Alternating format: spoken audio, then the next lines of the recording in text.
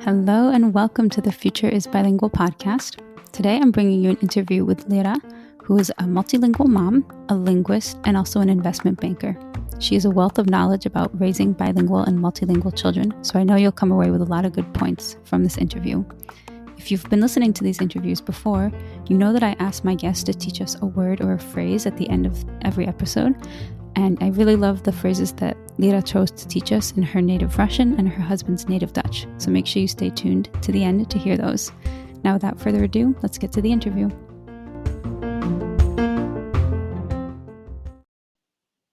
Welcome, Lera, to the Future is Bilingual podcast. Thank you so much for agreeing to be a guest. Hi there. It's a pleasure to be here. I'm very excited.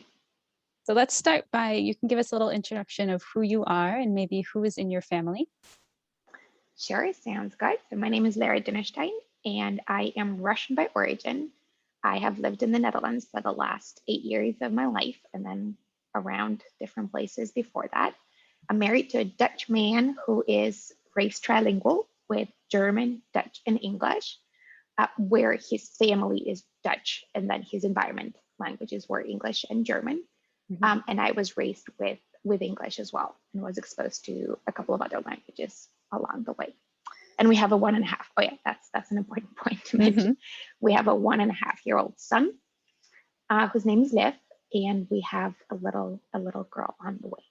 Yay, it's so wonderful. Tell us a little bit more just about how you learned your languages, when you learned them. Sure. So as I said, I was exposed to English as the first foreign language very early on, not from birth, but from maybe the age of 5, 6. There was English there.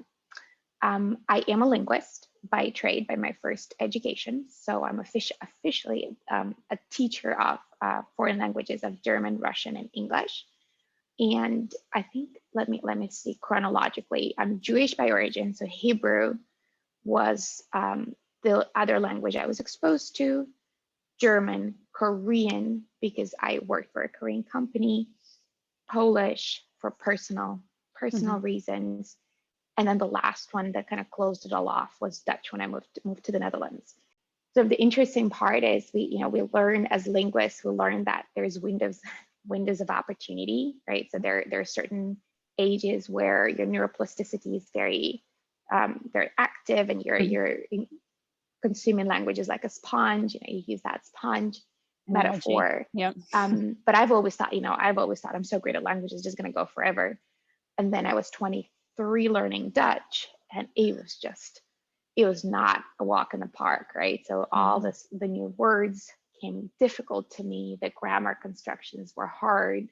And so compared to, say, how I learned Hebrew when I was 14 to how I learned Dutch when I was 23, huge difference there. And I had to really put a lot of effort. And Dutch is now the third best language I speak, just to exposure to it. But it was definitely not an easy language to learn, just due to the age of exposure, I think. That's so interesting, because you said you knew a little German, and I always thought for me, Polish was so hard because it was so different. I had only done Romance languages, a little bit of Korean like you, but that was the first Slavic language. So I always just thought, not that I'm getting older, but that it's such a different language family. But you're kind of saying you also saw a difference with age, even knowing another Germanic or 2 other Germanic languages, English and German, you still found Dutch to just be harder than Hebrew, which is completely different from all your languages. To remember and to memorize things. I think grammar-wise, you're totally right. There's a lot of similarity, especially if you've got linguistic background, you've got language background, so you can really make some of these connections that a learner that otherwise wouldn't be making them. And a lot of vocab indeed has similarities. A lot of vocab is also your false friend, if you will. Yes, so you've got a word that sounds exactly the same. You're like, oh, I got this. I know what this means. And then it means something completely different. Yeah. We did a whole episode on cognates and false friends, but we focused mostly on false friends. So if people haven't listened to that one, my co-host Martin and I did a funny episode about those. Yeah, they definitely are out there. Definitely are. Oh yeah. And sometimes I think with the funniest ones obviously I've got with Polish, and I sometimes think, how did that? I would love to know the history, Mm-hmm. how that permeated the language, and instead of becoming, the ones that we use the most with Polish and Russian, the word forget, Oh yeah. in Russian is remember in Mm-hmm. Polish. Exactly. And you're just thinking like, whoever came up with it? Like, I how know, did it's so that came it's by? almost like they were already having the war and like Trying to trying to confuse each confuse, other. yeah. Like, let's not be friends. Let's not be language friends either. Yeah, there's actually a So lot of good videos I've seen about Russian and Polish false friends. That's a very common topic people like to talk about. And I don't speak Russian, but there are a lot of similarities. So sometimes you can hear words and be like, oh, I understand that. But then you're like, oh, look at all these words that are going to throw me off.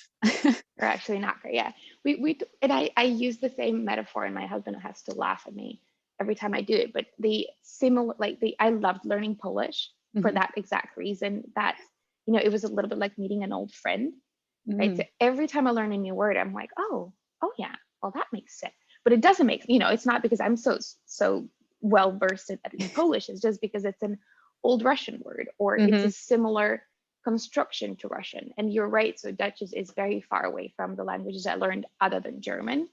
Right. And it helped a lot with grammar. So say that, the skeleton was there, and Mm-hmm. I think I got to that very relatively quickly.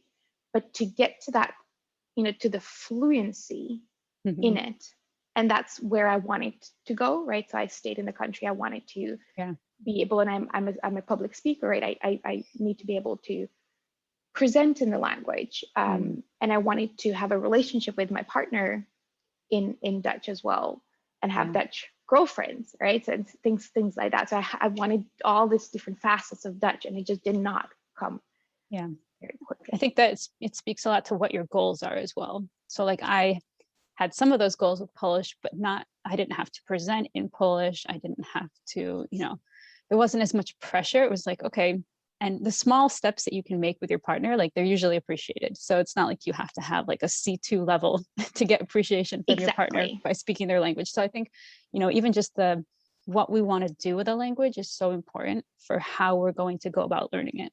So like you said, you needed to know so much vocab in order to do your job and speak the language well. Whereas for me, if I speak to our friends and I say a couple sentences, they're all like, wow, your Polish is amazing. It's and impressive. I'm just having a regular conversation that, like an A2 level or B1 level, it doesn't have to be so high. Speaking of goals, what are your goals for your children? Did you and your husband talk about, do you want them to just speak all these languages? Do you want them to be able to write all these languages? Do you have a language plan or policy for your family? Sure. And we do have a language plan, and we have a language policy. And of course, you're a linguist. Documents. Yeah. And my husband, it was very, very interesting, because that was my husband's reaction when I got pregnant. He's like, well, now you can come up with a language plan. And I said, well, no, now we can come up with a language plan. It's a common document. And surprisingly, it's not just about how we speak to our children. It's also about how we're going to speak to each other. Oh yeah. Right. So when I met my husband, and I think that's important to say, I didn't speak any Dutch. Right. So we've been together for 7 years, and I've only spoken Dutch for maybe 4 of it, very sort of fluent enough to be able to take over English. And we did it very, very organically. So, for me, it was he was my safe haven, right? So I would speak Dutch all day, and then come home and just go, take off my work clothes, put on my PJs, and just speak English, because it was so easy. And you talked about in one of your talks, like it was like so much work, like your head hurt. And I totally have felt that. Like the first time I was immersed in French, I had a headache, and it was like, it's a lot of work to try and be immersed in language and constantly coming up with things to say and understand, and people talking.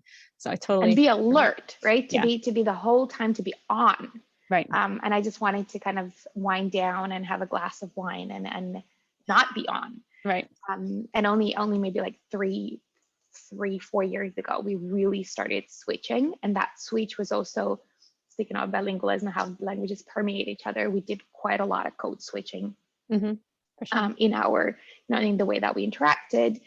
And then and now I think Dutch is maybe 80% of what we speak to each other, and English is 20%.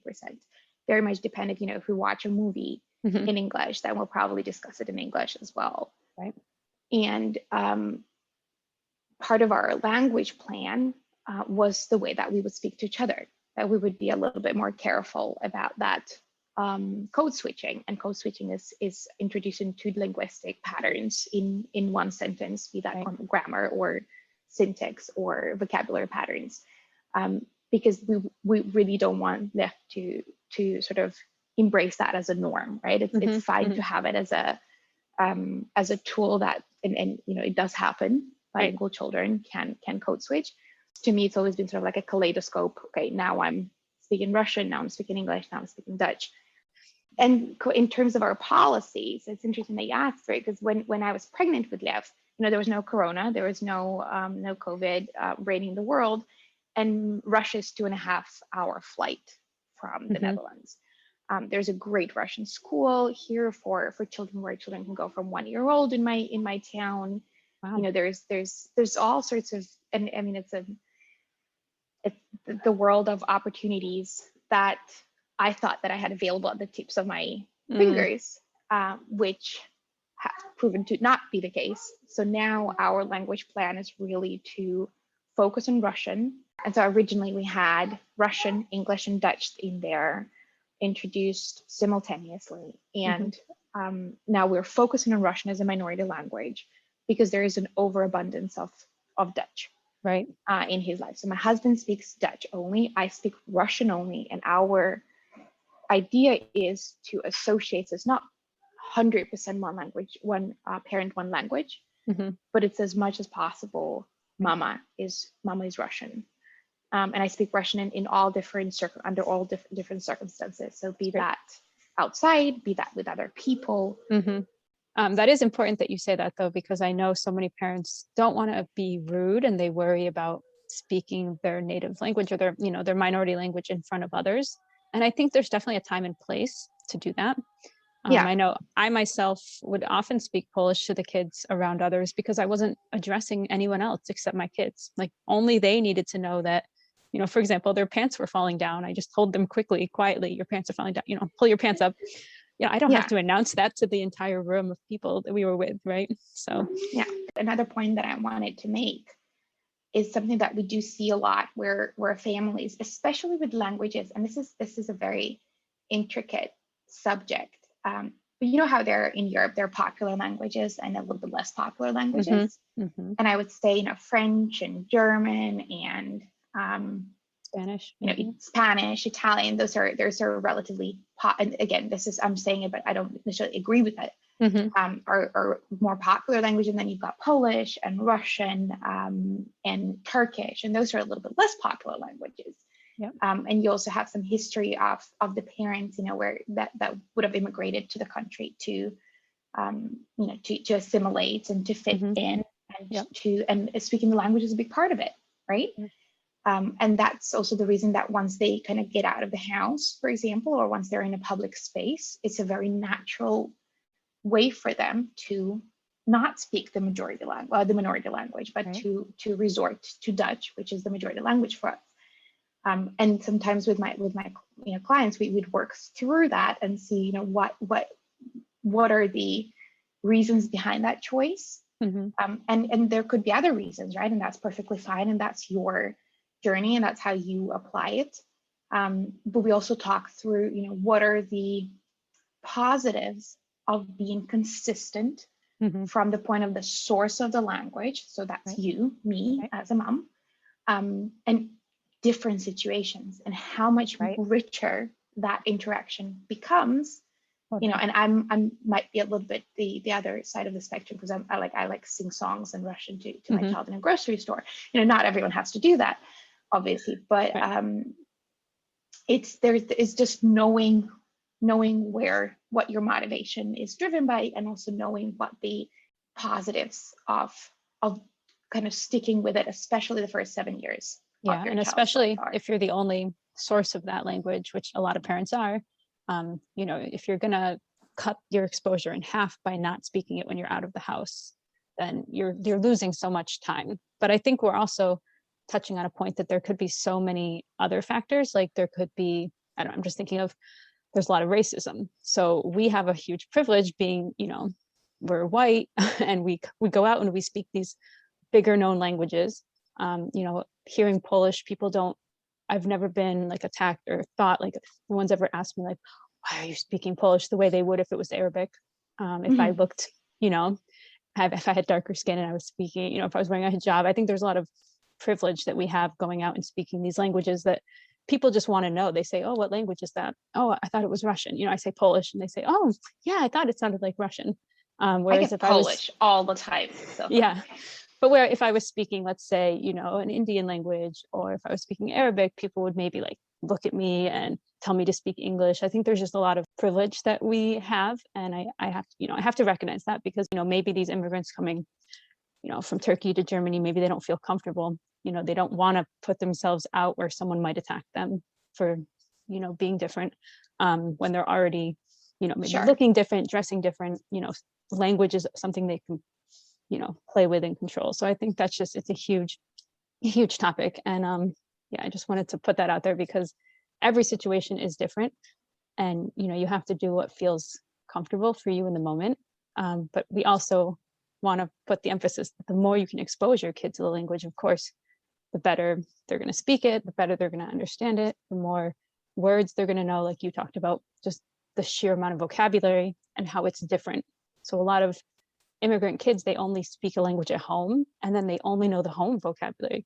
They can talk about changing bed sheets and cooking and pans, but then they don't know how to say anything about school or anything about their workplace in that language. So I think it's a really interesting point. And I think we have so much work as a society to do to be more accepting that people are allowed to speak their home language. Obviously you and I, we're not going to judge someone for speaking Arabic, but so many people unfortunately do and are. And it's such a big problem. We have a huge problem with racism right now in the United States. And it's never ending racism, unfortunately. And it's a huge topic. So it's on my mind right now. And I think, someone in that case that, they don't want to speak Chinese because people are always yelling at them, like speak English. And that's a very common thing. Unfortunately, that happens, at least in the US. And I think it does, and you're fully right, being white, and I have these conversations with my international friends all the time.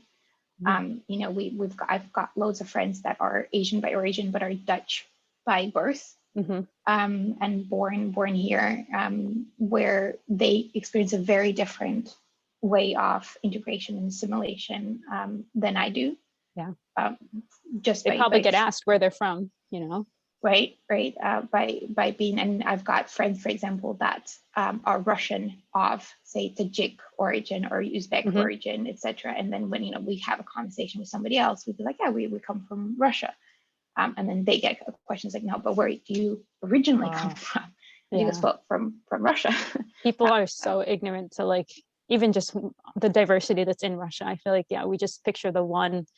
The white person from Moscow, and that's all we picture. And it's just, we definitely need to work more on broadening people's horizons and perspectives and knowledge of different cultures. It's an interesting subject that you're raising, because I keep thinking, the more sort of like, where is the tipping point, right? The more we do it, the more it becomes the new normal, right? Hopefully. If you look at mm-hmm. the world and the number of bilingual people in the world, right. Depending how you define it, there are more bilingual people in the world than monolingual.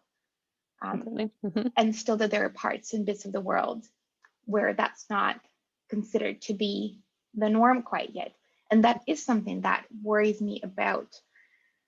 I guess worries is not the right word. Something that I keep in my mind about mm-hmm. Liv, my son, and my daughter in the future, is they are Dutch. Right, they're half Dutch. Their dad is Dutch. They're going to grow mm-hmm. up in the Netherlands. That's mm-hmm. going to be their main cultural reference, and I want them to feel at home in the Netherlands. Mm-hmm. But I also want them to feel unique in the way that they're trilingual and mm-hmm. they have this great something about them.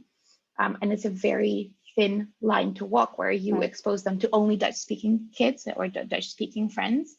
And, you know, there comes a point when they're 10 and 12 and it's not really cool what mama thinks. It's cool what their friends think. Yeah. We're far from that, luckily, but yeah, that's kind of the whole premise. Like, why did I start the podcast? Because I know once my kids enter school and the dominant language takes over, that it's going to be so hard to maintain our minority home language. And I just wanted to hear from other parents, like, how do you maintain a home language when you have this huge community language and, like you said, friends and all the influence, and that they don't want to do what mom and dad want them to do. So there's just that struggle that, you know, all parents and kids go through, where they're trying to be independent. So if mom says, you know, speak this language, they're going to do the opposite.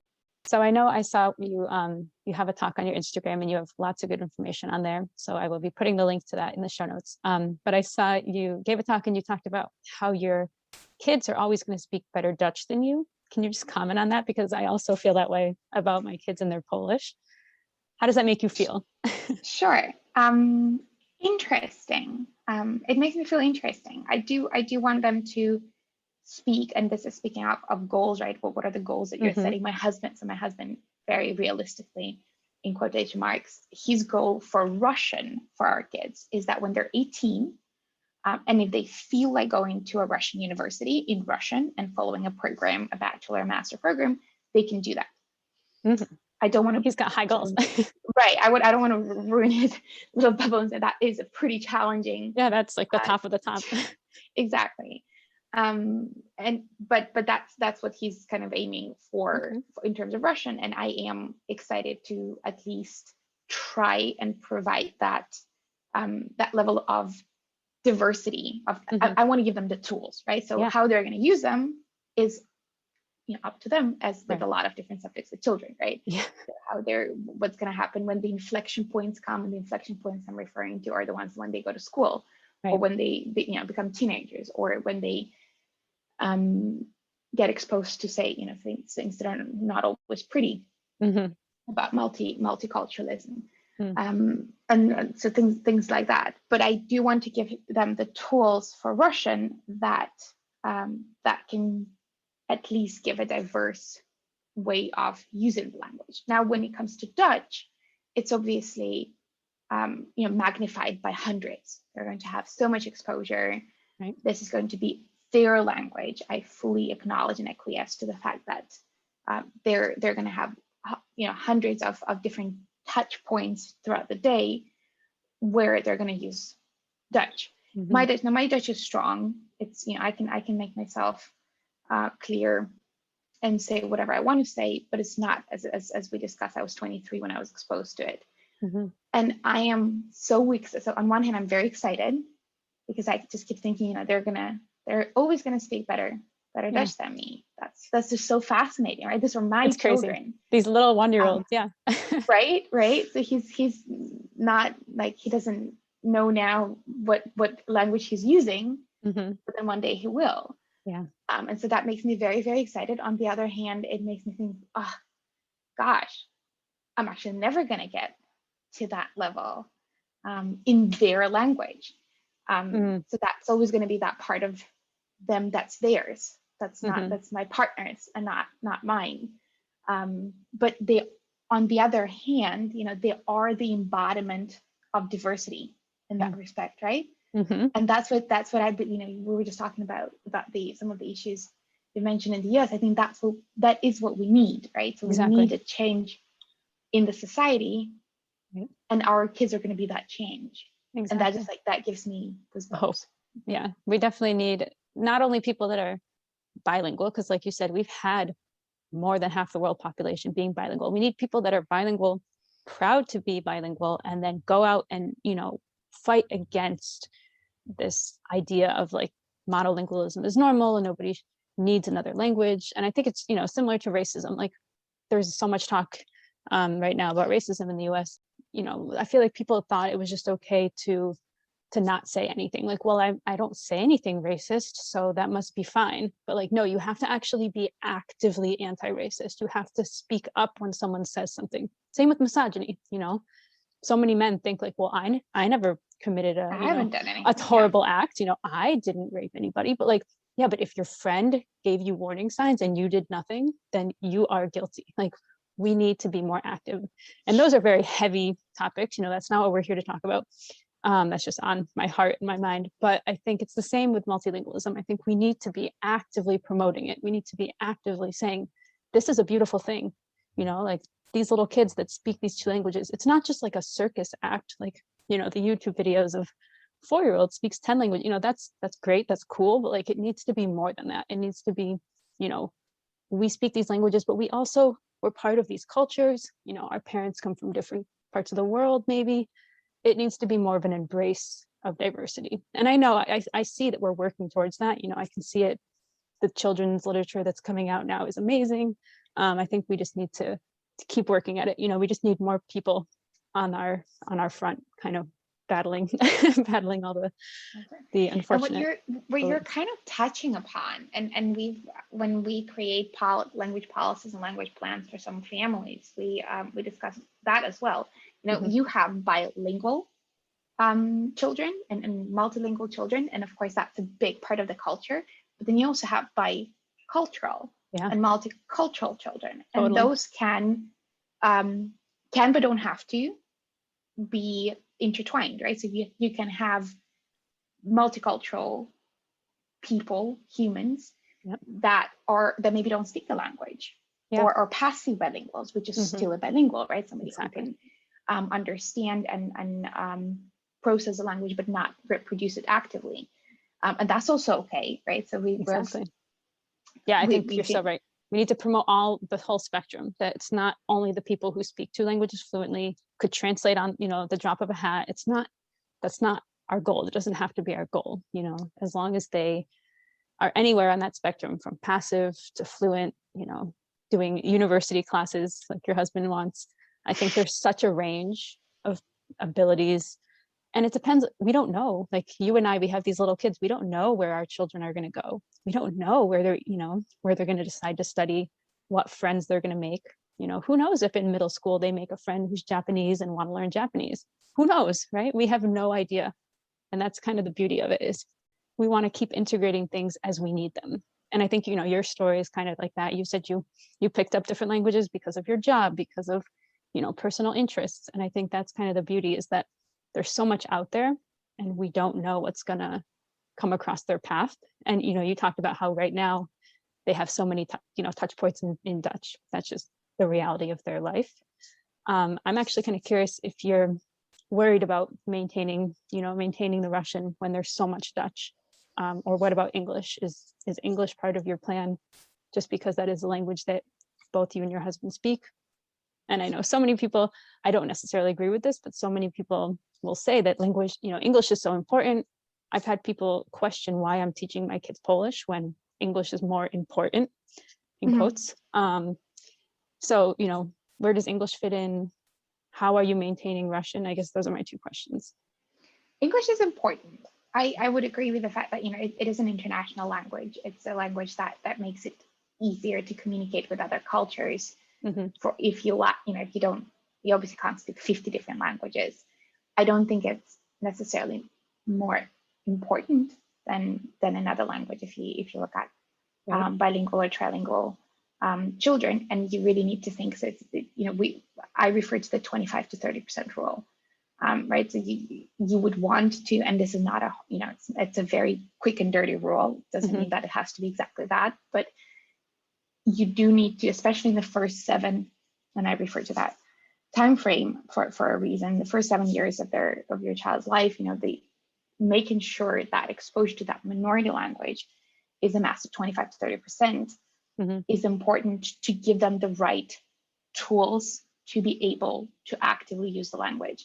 Because if they don't, the other language can, what you're saying, the other language can prevail. And it's only very natural, right? So that the Dutch, especially, I'm never going to sort of not show to my children that I don't speak Dutch, because I do, and I use it actively every day. I just won't use it to them, right? And obviously you speak English, and it's very difficult for you to hide you speak English, or your partner speaks English. So we are very conscious, especially with COVID, and especially with this sort of mindful of the fact that my family is not around, and I am the only source of Russian. I try to make an effort And that's why English has kind of gone to the back burner for now. And that's a choice. That's how we recalibrated our language plan maybe about 6 months ago. I'm still 100% behind that choice. Yeah.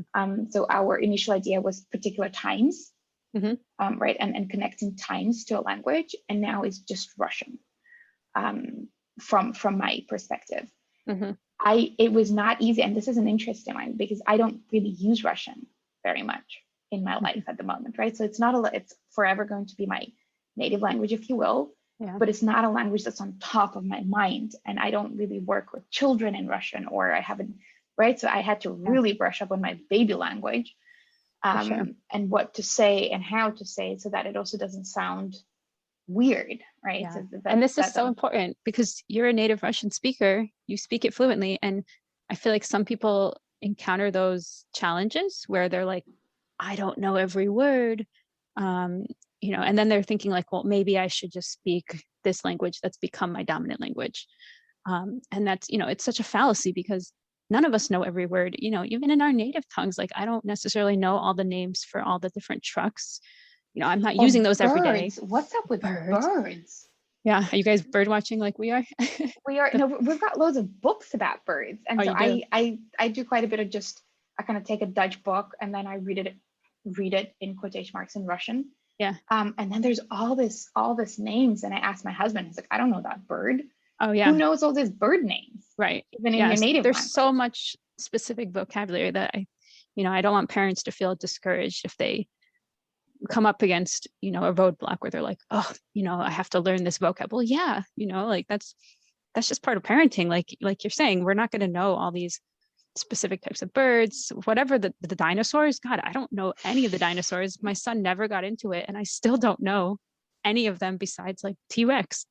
Like, there's so much specific vocabulary that's just part of parenting. I think you just kind of have to go with what your child's interest is and learn with them. That's okay.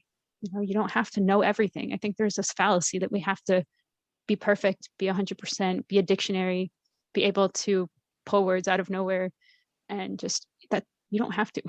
You can look things up. That's okay. You're human.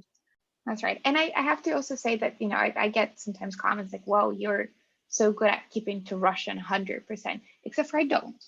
Right. So if it's we've had a really rough night streak with Lev last week that he just did not sleep, sort of from 3 to 4 a.m. he just wouldn't sleep.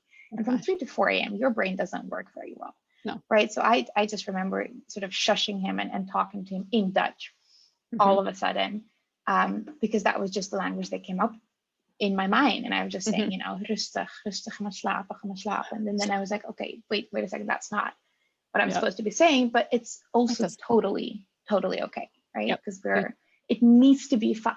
We talk a lot about how important it is for our children and important for our culture and blah, blah, blah. But also, I'm a first time mom and I'm sleep deprived most of the time, and there's just 1,000 other things, and I think we should cut each other some slack. For sure. Cut yourself some slack. Yeah. We have to give ourselves some forgiveness and grace, because we're not going to be perfect all the time. We're not going to, even if you're the only person, if you don't speak Russian 100% of the time, it's okay. Like you said, if we're getting that 30%, even that could be enough, like it doesn't have to be. We have to give ourselves a break, like you don't have to be perfect all the time to raise a bilingual kid. You can totally speak other languages. You can totally, mess up and have a day where you don't speak the language at all, and your kid can still be raised bilingually. No one does anything perfectly. Let's just get over that fallacy that we're seeing people on Instagram looking so perfect. People see you posting videos speaking Russian for a few minutes and they think you're doing 100% Russian. Right. Like, why are we assuming moment this? Of my life. Yeah. So how do you integrate Russian? Are you calling your parents? Are you doing what resources, especially being the only person, that's so much pressure on you to speak. Like we're just saying, speak all the time. You're having people telling you, you should speak all the time. So what else can you bring in? Like what resources have you found that have been useful? My husband jokes about it as well, because he says, he's got the really easy side of the deal, because all he needs to do is just speak Dutch. Right. And he's supported by the whole community. So exactly. And for me, it's a little bit more tricky, and I really have to make an effort. First point is exactly what you're saying. So I speak quite a bit to live, but then again, also not. And that's also a very interesting conversation to be had. You know, we don't need to over narrate our life, right? We don't have to, when you're tired or when you're just, sometimes I don't feel like talking too much, and then I don't. Just because I have to get to that 25 to 30% per day, and I think, well, he'll be okay on this particular Wednesday, and I'll catch up on a Saturday. Exactly. I have a couple of different resources. One of them I've actually created myself because I couldn't find one that would work, and it's a planner. You cannot be disciplined 100% of the time for anything, right? For your sports, for your nutrition, for your own habits. Right. And so in my planner, I've got different triggers that trigger a particular habit, right? So I try to incorporate it in, say, the reading bit after dinner. That's our trigger. We put the dishes away together, and then we have our 15 minutes of reading. And we don't have it every day, right? So and sometimes we do, sometimes we don't. And then I reward myself for and him, sometimes my son, but mostly myself for doing it. Or for example, in a bath, when it's just the two of us and we take a bath together, we would incorporate Russian vocab that I know, for example, they're studying at daycare, right? So daycare, they have a week of body parts. So we'll talk about body parts. Resources are incredibly important. And I know a lot of my clients often ask me, what should I do? Like, what app should I get? Or what online courses have become super big due to COVID. I have always been a little bit skeptical about online courses for like 2-3-year-olds. Yeah. So I kept thinking, how long can you actually keep them? There are some impressive results that I have seen. I have turned my opinion a little bit. Yeah.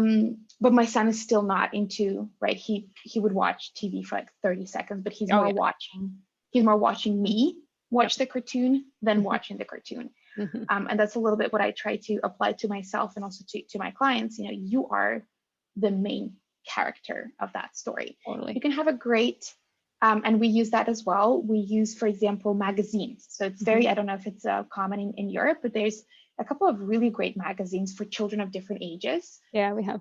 That are being published in languages. So you've got like little activities and you got little themes. But what you do is you use it as a resource to actively do something with your child, right? You can't, there's no magic pill. I think is that what I'm trying to say. That you just give to your child and say, watch this for 30 minutes. There's some research out there that says, 15 minutes of active language use is more useful than 60 minutes of passive language use. And passive, I'm referring to, say, watching cartoons or listening to mute. It all counts, right? So in terms of resources for myself, my best resource has been, and it's really silly, but to put some like 90s, 2000s Russian music on, and it's pretty trad. Like my husband comes into the room and he goes like, what are you listening to? But it puts me in the Russian mood. Yeah. You see what I mean? Yeah. And then we can do some cooking together or whatever we're doing before dinner or for my mom, and then we speak Russian together. And so then written resources, books, I found a couple of really good places to get books in Russian, but also he mirrors my emotion, right? So learning, I strongly believe that you don't just learn the language, you learn the emotion that's associated with it as well. Yeah. So if I'm in a really good mood, right, every time I speak Russian to him, again, every time is big. Most of the time when I speak Russian, then he associates that with a positive. If grandma calls, so we do a lot every day, we do FaceTime. My parents actually, my mom lives in Russia, but my parents-in-law who are Dutch, they live in Japan. And so we also FaceTime them every day. So mornings, because of the time difference, mornings are for my parents-in-law, and then the afternoon before dinner are for my mom, and then we speak Russian together. And so then written resources, books, I found a couple of really good places to get books in Russian, but also I guess, games. We haven't really introduced any cartoons quite yet. Yeah. We watch like very calm cartoons, that has something to do with like how many images per second, but things like that. But then I would narrate it. So I'm the biggest resource, I guess, is what I'm trying to say. And it's tiring, right? So I take my hat off to all the bilingual parents that sometimes really doubt themselves. What you're saying, I really like what you're saying about, not being perfect, that really doubt themselves sometimes and saying, my kid doesn't, especially that part where children sometimes stop speaking the minority language back. It's a very tricky time to kind of persevere and be like, okay, I'm doing everything right. This is what's happening because of the exposure. Exactly. And I just go ahead with what I'm doing and it'll come back.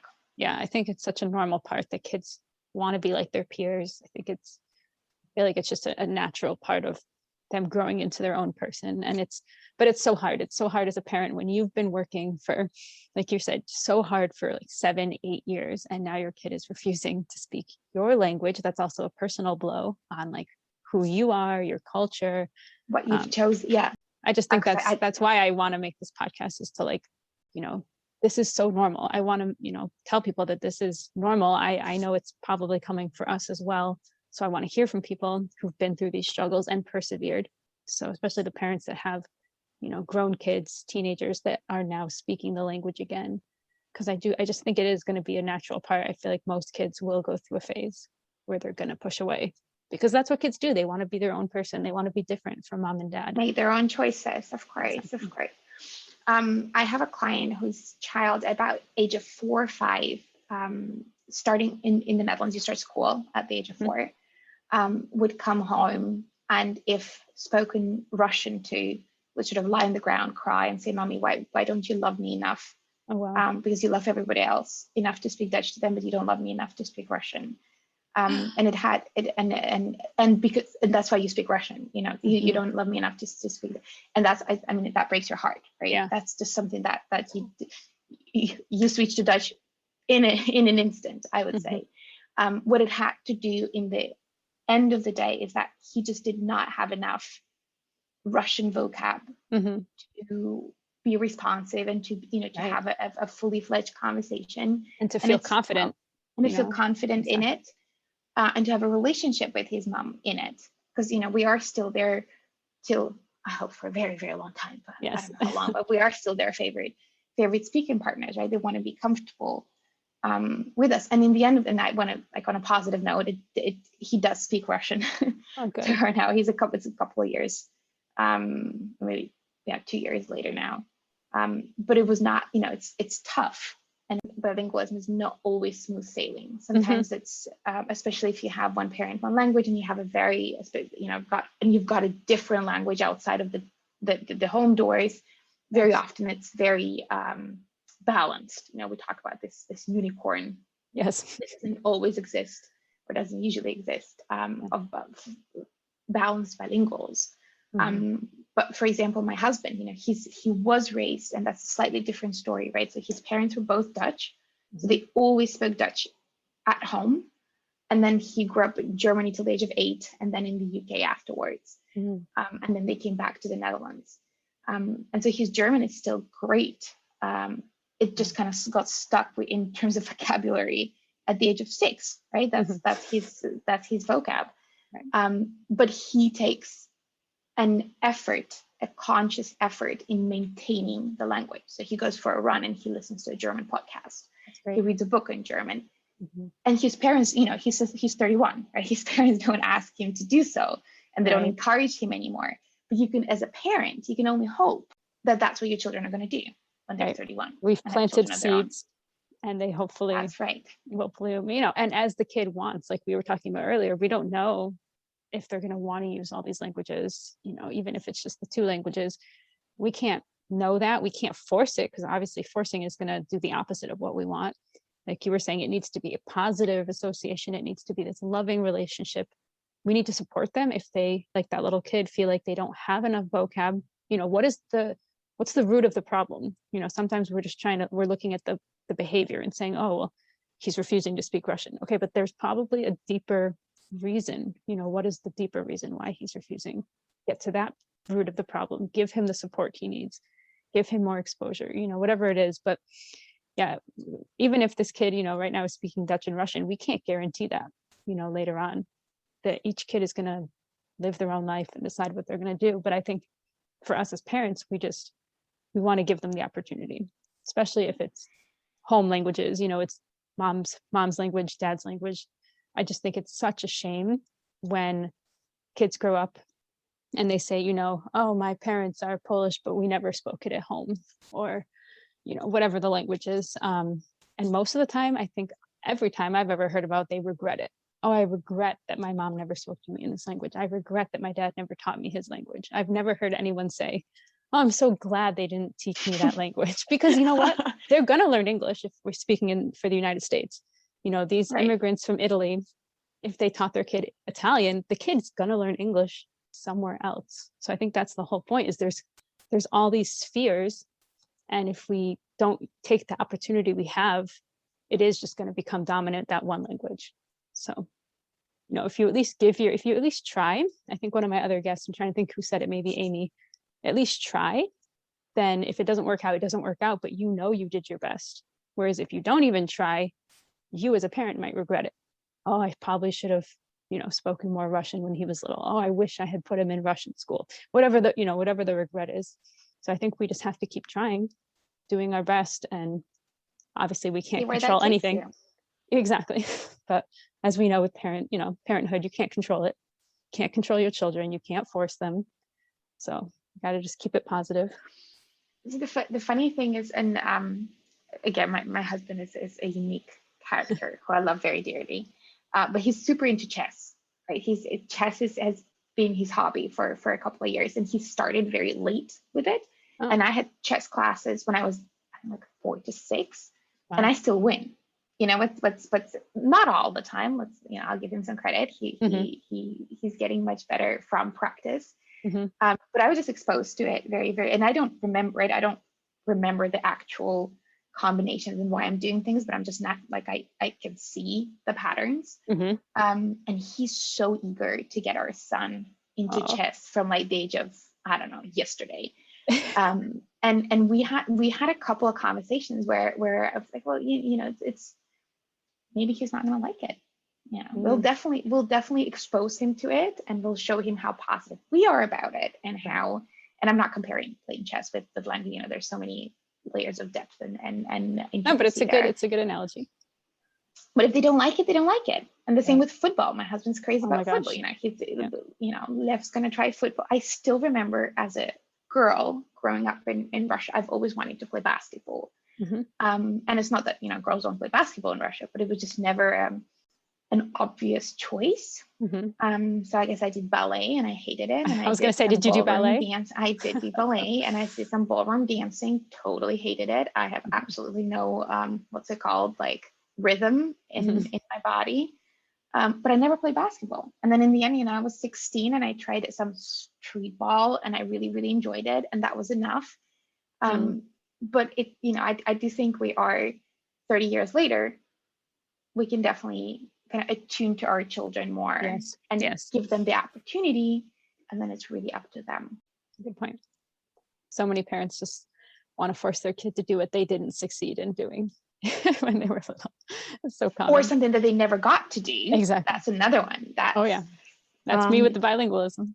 Raised monolingual, so I have to raise my kids bilingual. It's funny because you say you were raised monolingual, till the certain age, but you've had so much exposure to different languages, growing up to where you are today. Right. And I think that will also be a positive reinforcement and a positive example to your children. Right. Yeah. And I had exposure to cultures. My dad's from South Africa. And so my grandma and aunt would come every 2 years, and they would just, different accent. They would bring us weird things, just that whole exposure to other cultures, which I think a lot of, not all kids have that growing up. And like we talked about, I was exposed to Hebrew early on. So just seeing that script, then I wanted to learn hieroglyphics, like all kids, you get into those little niche things. But I think the exposure is so important because you don't know where your kid is going to take that. Like my parents, they never thought I would be a fluent French speaker. My dad was totally shocked when we went to get a visa for me to move to France. And I just went up to the counter and spoke French to this lady. And he's like, who's this person? You're not my daughter. I've never heard you speak French in my life. And you just never know. I think that's just so excited. Like, I can't wait to see what my little 2 kids become. So is there anything, speaking of, future, what are you hoping for your kids, language wise, I guess? Yeah, there's a lot of things I'm hoping for them. One of the parts that I do hope they take away. So I'd be okay with them if they never actually speak Russian actively. That's something that they're just never get into, and I'd find it a shame, I guess, especially to interact with my family. My mom doesn't speak any languages but Russian, so I definitely do my very best, and I hope that they would get interested in Russian.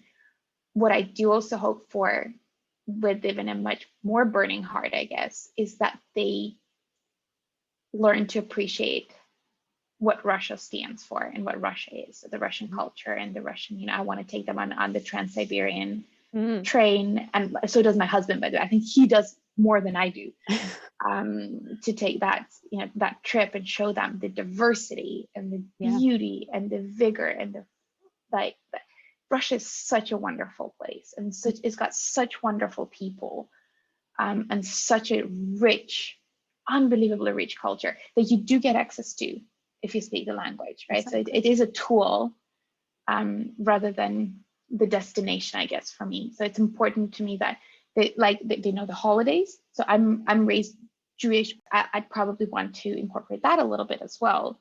So it wouldn't just be Orthodox holidays in that sense. But I'd want to have that culture as a big part of their lives, and show them, and again, what's real Russia? I don't know, but show them as real as I can get to it. Yeah.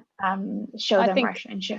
Visiting Russia, that would be the real Russia, right? Whatever you see when you get there, that's real. That's reality. Yeah.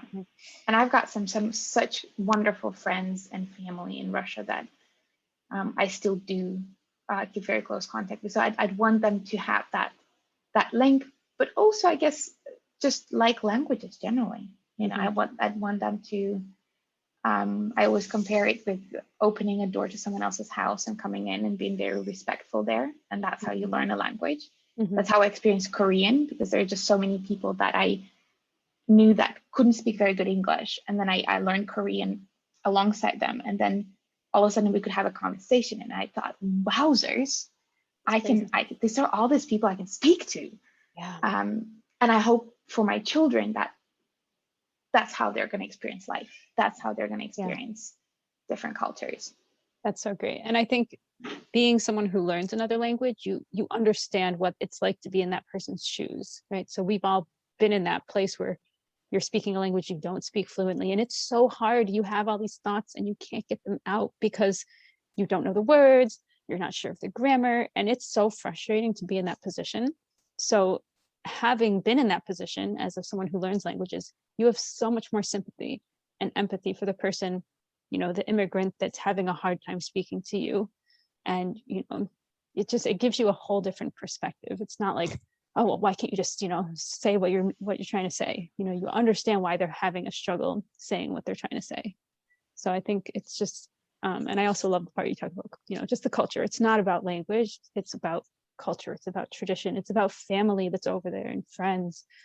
Visiting the place is such a good motivation. And I think if you, once borders open up and you take your kids, that's going to be such a huge influence just to keep the language alive.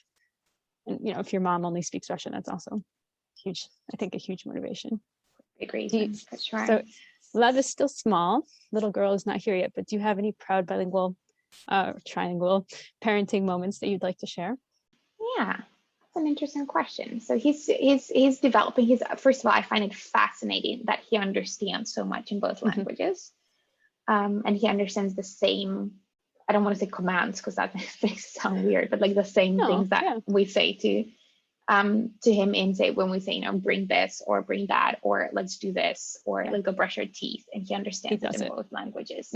And these days, so does my husband, just because he hears it a lot. And that's my idea as well. That's why I want to kind of, put English to the back for now, and just he'll start understanding Russian and get into it. And I think one of my problems, there's three little things. So one is that I'm so impressed by how much he understands in Dutch and in Russian, in that little tiny head of his, how much there's happening every day. It's very I think we exciting. underestimate how much babies are able to understand and know, because when they're little, they can't, show that they understand, but they're amazing. Yeah, it's fascinating, especially as a linguist. I know you and I talked about writing every word down that our little ones said, because it is, it's just so, it's amazing. They're communicating and they're saying these words. And then you've got the two lists, which language. It's so fun. Yeah. And that's another one. So he doesn't say a massive number of words yet, but it's interesting how he chooses the word that's easier to pronounce to actively use it. But he still understands the other one, right? So if we go say, we talk about he's obsessed with cars and moving vehicles, and he goes, and a car in Dutch is auto, and in Russian is машина. And then machine is just more, there's a sh, there's that more syllables sound that's just more syllables, that's more difficult. But he would walk down the street and he goes, auto. And I was like, oh, look at that, machina. And then he turns around and he's like, yeah, auto. Yeah. And I'm like, oh, you totally made that connection already. Yeah. And he's that's funny. In Polish, you can say auto, but the other word is samochód. But we always use the word auto because it was easier for the kids. Right. I mean, samochód, go and say it when you're still struggling with your vowels, But, don't even worry, because like I told you, our kids, my son especially, was in English daycare. He was with my mom, who's English speaking, and his first words were ball, book. And I was like, he'll never speak Polish. How is he ever going to say książka, piłka? These are such hard words. And these kids, 100%, they're speaking Polish to each other all the time. Even when I'm trying to speak to them in French and English, they just turn to each other and speak Polish. So have no fear. He'll pick up maszina with no problem. And another thing, I think I'm going to mention that because it's a proud moment. It has nothing to do with Lev, but it has everything to do with sort of my choices and how I feel about them. I myself also thought, like, okay, do I want to speak English? Do I want to speak Russian outside the house, especially when I'm with like American friends, right? It's so easy to just kind of continue in English, and sometimes I do slip back and forth. But the other day I was having a conversation with my Dutch mama friend, and we were talking about exactly this, like, does it bother you that I speak Russian to Lev all the time? Like, does it, do you feel left out in any way? Just to kind of check what I'm doing, and what effect does it have on other people? And she kind of looked at me and she was like, well, if you were talking to an adult person, I would have preferred you to use a common language. But because I've been following you on Instagram, and I know your story, and I know what you're doing and why you're doing this, I find it so beautiful. And it's, in my head, I almost find it weird that you speak Dutch to my child, because Lera speaks Russian to children. That's what she does. Yeah, and it's totally normal to me. And I don't, I feel very, very good about it. And I was like, yes. Wonderful. And then the last thing I like to ask my guests is to teach us a word or a phrase in their language or languages. Something that my friends also ask me, it's like, oh, what does that mean? Is something that I say quite often to him, is, when he falls, for example, we practice, he's becoming more and more independent and more a little person. He stands up and he's totally, he's like, oh, I got this. But when he's not, and he still kind of turns around and like runs to me, and I say two things. So I say mama тут, и mama с тобой. So mama тут means mama is here. She's mama there. Tutaj. Exactly. Mama с тобой is mama is with you. Okay, And it's so similar. Right. And he's very, very responsive to this two phrases. And it's when it's in the middle of the night, he's crying, and he goes, mama, mama, mama, mama, mama. I go, yeah, mama тут, mama с тобой, mama тут, mama с тобой. And how about a Dutch phrase? Yeah, but there's so much. Dutch is a beautiful language in the sense that it they love to put together words and like put, you know, so sometimes they just go, oh, what does that word mean? But it's actually 3 different words just jammed together, and then you kind of get to different meaning or a different concept. One thing that they do very often together is that, so Dennis and Lev, they're more active, right? So I'm the parent that like reads books and does that kind of the craft. So right, my husband doesn't do craft. Yeah.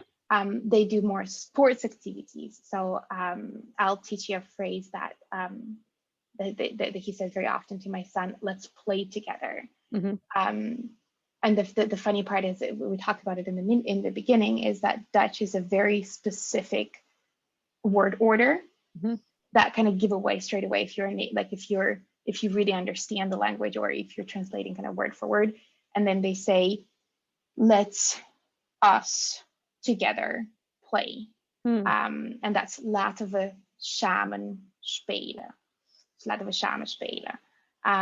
And that's very often what my husband says to him, because he's trying to incorporate himself, and that's I'm teaching him to do so himself into his game. And he says, "Yeah, laten we samen spelen." I'll also be a part of it. Laten we samen doen. So that's I'm gonna go with that phrase. That's great. I love those 2 phrases, because it kind of also shows like the personalities, that your husband's more the rowdy. I can hear my husband actually riling my kids up downstairs. It's the same. And then I'm the one who does, somebody's got to be the roughhouser. But and then you're the one that's the comfort, like, it's okay, mommy's here. So that's really great. Well, thank you so much. It was such a pleasure to speak with you. And we talked about things I didn't even know were going to come up, which is wonderful, which is why I love doing these kind of interviews. Yeah, it was a lot of fun to be here today with you. Thanks for having me. Well, thank you.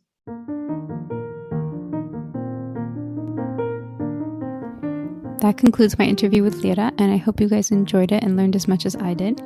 I completely blanked and forgot to ask her where we can find her on the internet. So you can find Lera on Instagram in 2 places. The first is Growing Up in Between, and there are underscores between growing and up and in between, and I will link it into the show notes. You can also find her working on her new project, Future Lingual, and that's also on Instagram, one word, and they offer that site in English, Spanish, and Russian. She's working with a friend on that. And she told me that there might be a website launching in May. So the best thing to do would be to follow Lera on her accounts, and that way you will know about everything right when it's happening. So thank you guys so much. I wish you a lovely week, and we'll be back with more interviews soon. Take care.